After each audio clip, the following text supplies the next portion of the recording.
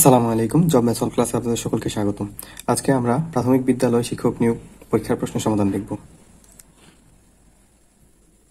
আমরা দেখি 1 নম্বর কি আছে। যদি ক অনুপাত খ ইকুয়াল টু 5:4 এবং ক অনুপাত ঘ ইকুয়াল টু 6:5 হয়, তাহলে ঘ অনুপাত খ ইকুয়াল টু কত হবে?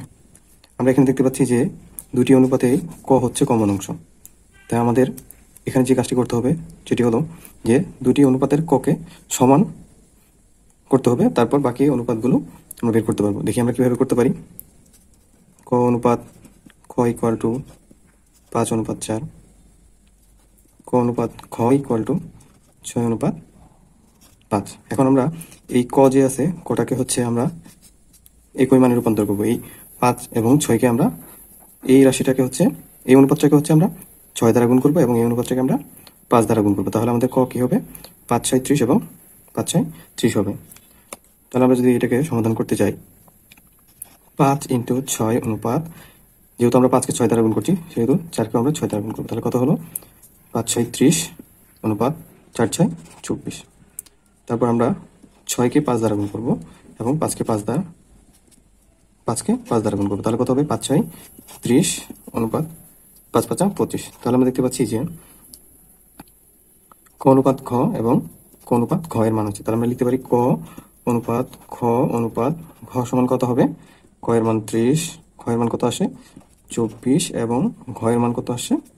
25। তাহলে আমাদের মান বের করতে বলা হয়েছে যে কি ঘ অনুপাত খ। তাহলে আমরা লিখতে পারি যে ঘ অনুপাত খ ইকুয়াল টু, ঘ এর মান কত? 25 আর খ এর অনুপাত 24। তাহলে আমরা লিখতে পারছি যে ঘ অনুপাত খ ইকুয়াল টু 25/24। তাহলে আমাদের অ্যান্সার হবে ক নাম্বার। এখন আমরা 2 নম্বর অঙ্কটি সমাধান করব। 2 নম্বর অঙ্কটিতে আছে পিতা ও পুত্রের বয়সের সমষ্টি 63 বছর। তাদের বয়সের অনুপাত 7:2। 9 বছর পূর্বে বয়সের অনুপাত কত ছিল? তাহলে আমরা দেখতে পাচ্ছি যে তাদের বর্তমান বয়সের অনুপাত 7:2।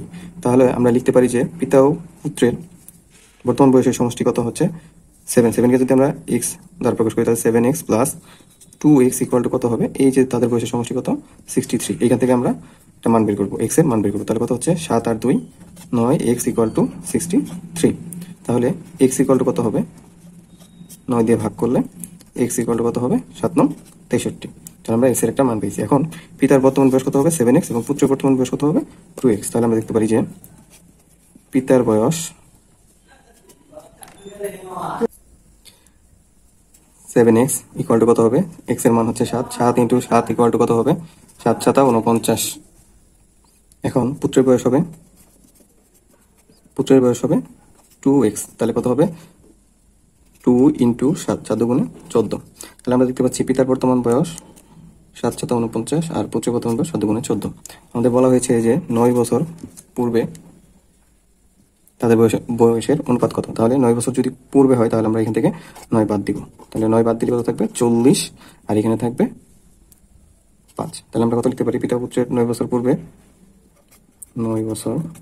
পূর্বে তাদের বয়সের অনুপাত হবে 40:5।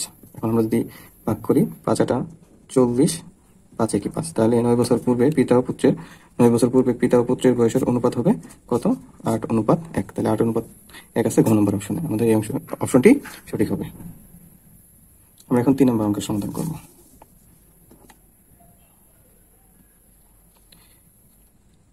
আমরা দেখতে পাচ্ছি যে পরীক্ষায় ক এর প্রাপ্ত নম্বর 70, 85, 75। চতুর্থ পরীক্ষায় তাদের কত নম্বর পেতে হবে যেন তাদের গড় হবে 80? তাহলে বলছে যে ক একজন ব্যক্তি বা ক একজন মানুষ যে হচ্ছে প্রথম 3টি পরীক্ষায় সে 70, 85 এবং 75 নাম্বার পেয়েছে। চতুর্থ পরীক্ষায় কত নাম্বার পেলে তার গড় নাম্বার হবে 80? তাহলে আমরা দেখি 70 + 85 + 75 কত হবে? 5 5 10 0 15 230। তাহলে কত হবে? 230। এবং এখানে বলা আছে চতুর্থ পরীক্ষায় তাকে কত নম্বর পেতে হবে যেন তার গড় নাম্বার হয় 80? তাহলে চতুর্থ পরীক্ষায়, তার মানে 4টা পরীক্ষার গড় কত হবে? 4 × 80, 4টা কত? 32, 320 নাম্বার পেতে হবে। তার মোট নাম্বার 20 পেতে হবে, তাহলে সে 3টি পরীক্ষায় কত পেয়েছে? 230। তাহলে 320 মাইনাস 230 মধ্যে বিয়োগ করে 0, 3 আছে কত হলে 9, শেষ। তাহলে কত নম্বর পেতে হবে? তার চতুর্থ পরীক্ষায় 90 নম্বর পেতে হবে। 90 নম্বর পেলে তার কি হবে? 4 পরীক্ষা গড় প্রাপ্ত নম্বর কত হবে? 80 হবে। তাহলে 80 কোথায় আছে? সরি, 90 হবে। 90 কোথায় আছে? ঘ নম্বর অপশনে। তাহলে আমাদের ঘ নম্বর অপশনটি সঠিক হবে।